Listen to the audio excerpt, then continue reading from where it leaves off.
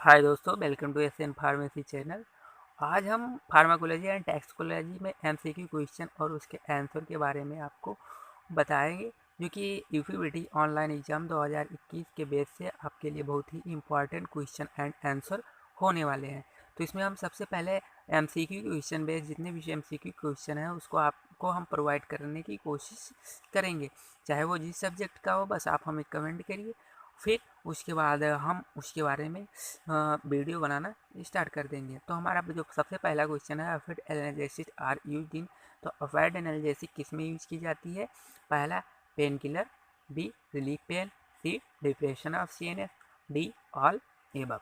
तो इसमें हमारा जो डी ऑप्शन है वो राइट ऑप्शन है।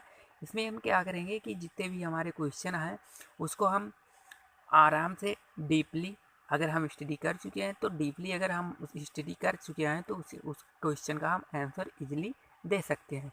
तो इस तरह से आपके एमसीक्यू बेस्ड क्वेश्चन एग्जाम में आएंगे, जो कि आपको क्या करना है कि बस बुक को डीपली पढ़ना है, जिससे क्या हो कि आपके प्रिपरेशन अच्छी हो जाए और हम आपके लिए अच्छे अच्छे वीडियो प्रोवाइड करवाते रहेंगे एमसीक्यू बेस्ड। हमारा अगला क्वेश्चन जो होता है मार्फिन डेरिवेटिव। तो मार्फिन का डेरिवेटिव क्या है? पहला बेंजिल कोनिलीन, उसके बाद पैंथ्रीन, फिर बारबिटूरेट, नन। तो इसमें हमारा जो भी ऑप्शन है पैनेथ्रीन वो राइट ऑप्शन है, क्योंकि ये मॉर्फिन का डेरिवेटिव है। इसमें और भी तरह के कई सारे क्वेश्चन हैं जो आपको करने होंगे, और अगर आप डीपली पढ़ाई कर रखे हैं तो आराम से इन क्वेश्चनों का आंसर दे सकते हैं।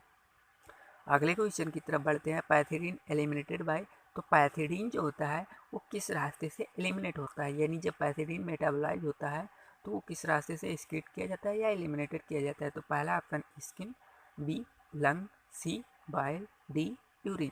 तो हमारा राइट आंसर क्या हुआ? डी, यूरिन के थ्रू ये हमारे शरीर से एलिमिनेट होता है। अगले क्वेश्चन में हम देखेंगे तो उसमें क्या देखेंगे कि जो हमारा अलग कैटेगरी का ड्रग्स है, जैसे मॉर्फिन प्रिपरेशन डोज, यानी मॉर्फिन की प्रिपरेशन डोज कितनी होनी चाहिए? तो पहला option 0.3 to 2 ml, B option 8 to 20 mg, C option 30 mg और डी ऑप्शन 8 टू बी। यानी क्या हुआ हमारा आंसर? क्या हुआ इसमें? A and B. इस तरह से आपके एमसीक्यू बेस्ड क्वेश्चन आपके एग्जाम में आएंगे, जो कि यूपीबीटी एग्जाम इस बार ऑनलाइन हो रहा है, तो आपके सारे के सारे क्वेश्चन एमसीक्यू बेस ही आने वाले हैं।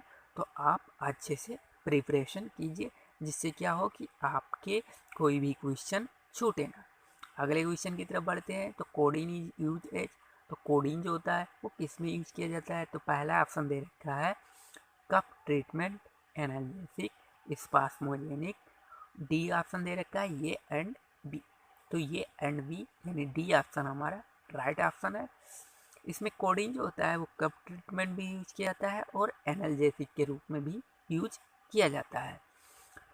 अब इसमें हमें जितने भी क्वेश्चन मिल रहे हैं सारे के सारे एमसीक्यू बेस मिल रहे हैं, और हम अभी फार्माकोलॉजी के जितने भी है एमसीक्यू उनको कराने की कोशिश कर रहे हैं। उसके बाद हम अगले टर्म पे कोशिश करेंगे कि हम फार्मास्यूटिकल केमिस्ट्री, अदर जितने भी सब्जेक्ट हैं उनके भी एमसीक्यू आपको प्रोवाइड कराएं।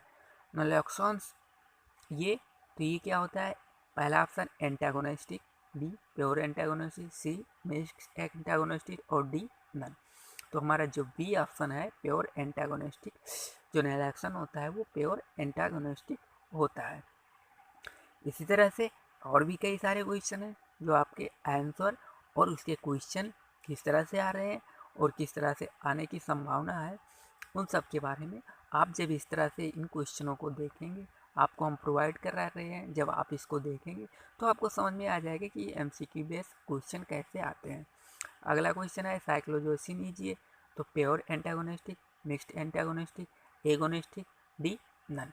तो इसमें हमारा जो बी ऑप्शन है वो राइट आंसर है, जो कि मिक्स एंटागोनिस्टिक होते हैं। तो इस तरह से आपको सारे के सारे क्वेश्चन मिलते रहेंगे और उसके साथ साथ उसके आंसर मिलते रहें, जिससे कि आपके एग्ज़ाम के प्रिपरेशन में कोई प्रॉब्लम ना हो। अगर कोई प्रॉब्लम होती है तो हमें कमेंट ज़रूर करिए, जिससे क्या हो कि उस प्रॉब्लम का हम सॉल्यूशन कर सकें। अब हम अगले क्वेश्चन की तरफ बढ़ते हैं। अगले क्वेश्चन में हम क्या देखेंगे कि जो अलग अलग के कंपाउंड होते हैं, जैसे विच आर प्रोपेनिक एसिड डेरिवेटिव, यानी प्रोपेनिक एसिड का डेरिवेटिव क्या होता है, मतलब वो डेरिवेटिव कौन कौन से कंपाउंड, कौन कौन से ड्रग्स होते हैं जो इसके डेरिवेटिव होते हैं। जैसे हमारा पहला ऑप्शन फ्लोरिप्रोपेन, आइब्रोपेन, क्रोटोप्रोपेन, कीटोप्रोपेन, ऑलेगन। तो इसमें क्या हमारा ऑप्शन डी ऑप्शन जो होगा, प्रोपेनिक एसिड के डेरिवेटिव होते हैं। तो इस तरह से सारे के सारे क्वेश्चन आपको मिलते रहेंगे। विच आर इंडोल डेरिवेटिव, और इसमें देखना है कि इंडोल डेरिवेटिव कौन कौन से हैं। तो ऑप्शन इसमें दे रखा है डाइक्लोफिनेक, पैरोक्सिकेम, एंडोमेथासिन, ऑलेगन। तो एंडोमेथासिन जो होता है वो डेरिवेटिव होता है किसका, इंडोल का। इस तरह से आपके सारे के सारे क्वेश्चन आते रहेंगे और आपको क्या करना है, सारे क्वेश्चनों को और उसके आंसर को ठीक से देखना है। उसको एक बार देखो, नहीं समझ में आ रहा है दोबारा देखो, आपको कुछ ना कुछ ऐसा आइडिया हो जाएगा जिससे आपको पता हो चल जाएगा कि एमसीक्यू में किस तरह से क्वेश्चन आते हैं। अगले क्वेश्चन की तरफ बढ़ते हैं। वेल्डिक ऑक्सी बीजिए। तो वेल्डिक ऑक्सी क्या होता है, एनाल्जेसिक होता है, एंटीपायरोटिक होता है, एंटी एमेटिक होता है, या D option A and B. तो इसमें हमारा राइट आंसर कौन सा है, डी, ए एंड बी, यानी एनाल्जेसिक भी होगा और एंटी पायरोटिक भी होगा। तो इस तरह से आपको क्वेश्चन मिलते रहेंगे और हम यही कोशिश कर रहे हैं कि आपको ऐसे क्वेश्चन प्रोवाइड किए जाए जिससे क्या आपको एग्जाम में उससे बहुत सारे हेल्प मिले और आप हर एक क्वेश्चन का आंसर आराम से दे सकें। विच NSAID लेस COX-2 इनहिबिटर, इसमें क्या दे रखा है, paracetamol, diclofenac, nimesulide, D none option. तो इसमें हमारा जो सी ऑप्शन है, नीमोसिलाइड जो होता है वो COX-2 इनहिबिटर होता है। कैसा होता है, लेस होता है, लेकिन जितने भी NSAID कैटेगरी ड्रग्स होती हैं उसमें सबसे लेस COX-2 इनहिबिटर नीमोसिलाइड होता है।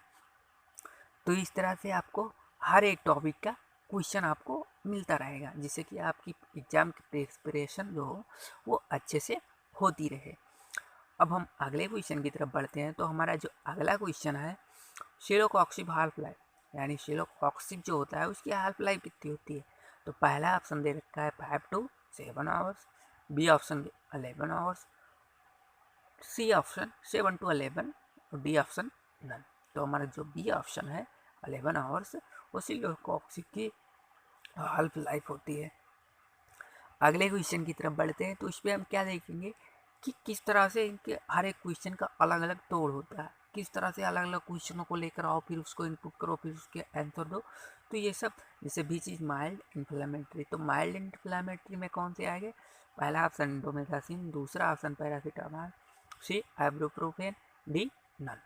और इसमें हमारा जो सी ऑप्शन होगा आइब्रोप्रोफेन जो होती है माइल्ड इन्फ्लेमेटरी कैरेक्टर शो करती है। तो इस तरह से आपको हर एक क्वेश्चन मिलेंगे जो आपको एमसीक्यू में ऑनलाइन एग्जाम में बहुत ही हेल्पफुल होंगे। तो आप इन क्वेश्चनों को ज़रूर एक बार देखें जिससे क्या हो कि आपके एमसीक्यू बेस एग्जाम यानी ऑनलाइन एग्जाम होने वाली है तो उसमें आपको हेल्प मिलती रहे। अगला क्वेश्चन की तरफ बढ़ते हैं। Quinine is obtain from cinchona, यानी सिंकोना जो होता है वो कहाँ से प्राप्त किया जाता है। तो सिंकोना के किससे, पहला root, bark, leaf, seed, capsule. तो इसमें हमारा जो बी ऑप्शन है बार्क से जो होता है वो सिंकोना के बार्क से क्यूनिन ऑब्टेन किया जाता है जो मलेरिया के ट्रीटमेंट में यूज की जाती है। इस तरह से सारे के सारे क्वेश्चन आपको एमसीक्यू में मिलते रहेंगे। अब हम अगला क्वेश्चन देखेंगे। तो अगले क्वेश्चन में क्या देखेंगे कि किस तरह से हम अलग अलग तरीके से क्वेश्चन लेकर आपको प्रोवाइड करवा रहे हैं। Drugs which is not causes sedation, कौन सी ऐसी ड्रग्स है जो सेडेशन नहीं काज करती है। तो बुस्पिरिन, नाइट्रोजिपाम, चोपिक्लोन और डायजीपाम। तो इसमें जो हमारा पहला ऑप्शन है बुस्पिरिन वो सेडेशन काज नहीं करता। तो इस तरह से आपको एमसीक्यू बेस्ड क्वेश्चन हम प्रोवाइड करते रहेंगे। अगर आपको कोई प्रॉब्लम हो रही तो हमारे कमेंट सेक्शन में आइए, वहाँ पे कमेंट करिए और आपको कमेंट करने के बाद आपको उसका रिप्लाई भी मिलेगा। अगर आपको हमारा वीडियो पसंद आया हो तो लाइक करिए, हमारे चैनल को सब्सक्राइब भी करिए और हमारे वीडियो को देखते रहिए, जिससे क्या हो कि आपके ऑनलाइन एग्ज़ाम, जो कि यूपीबीटी पहली बार ऑनलाइन एग्ज़ाम कर रहा है, तो उसमें आपको ढेर सारी हेल्प मिल सके इन एमसीक्यू क्वेश्चन के थ्रू।